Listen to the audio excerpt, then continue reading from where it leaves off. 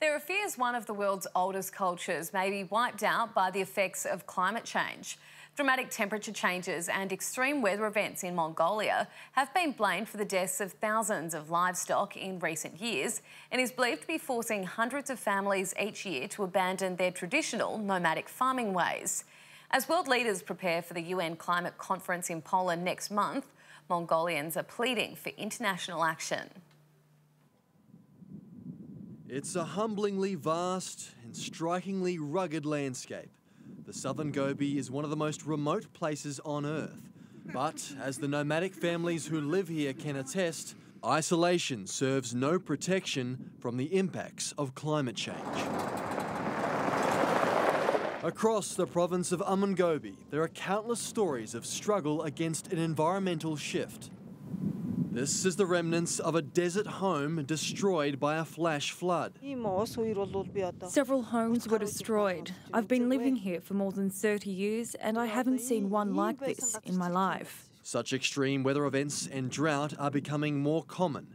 Average temperatures in Mongolia have risen 2.1 degrees since 1940, more than double the global average. The effects are severely impacting the more than 900,000 Mongolians living off the land. The ultimate result, if this situation continues, will be all of this area will become uninhabitable.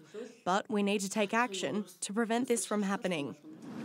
The desert is devouring farmable land. Around 77% of Mongolia is affected, according to government figures. Erdin Asaikan blames desertification for 300 of his goats freezing to death last winter.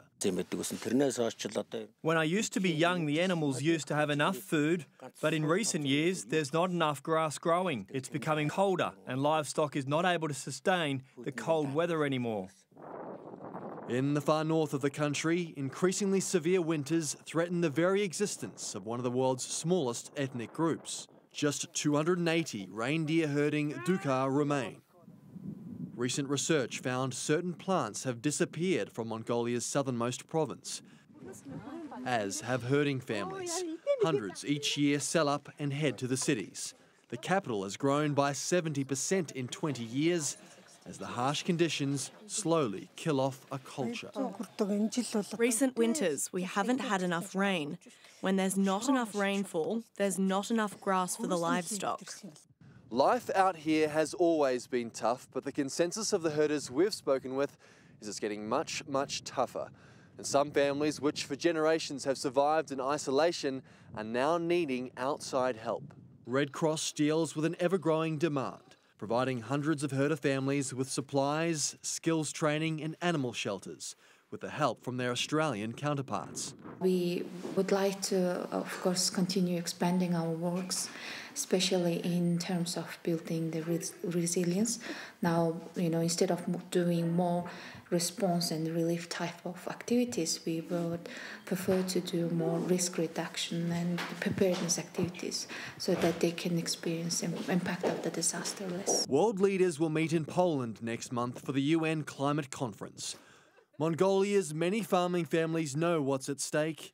Their experiences illustrate how dire the effects of climate change can be and the urgency needed to address it. So if there are countries where they really think that there is lack of scientific evidence that climate change first is happening and is having a toll on the livelihood of people, come to Mongolia and you can see it. Do not wait until it gets you. I don't know what the people in power will do. They might acknowledge there is a problem, but they're not taking any actions. For us, not losing livestock and having a normal life would be enough. Brent O'Halloran, Sky News, Mongolia, Mongolia.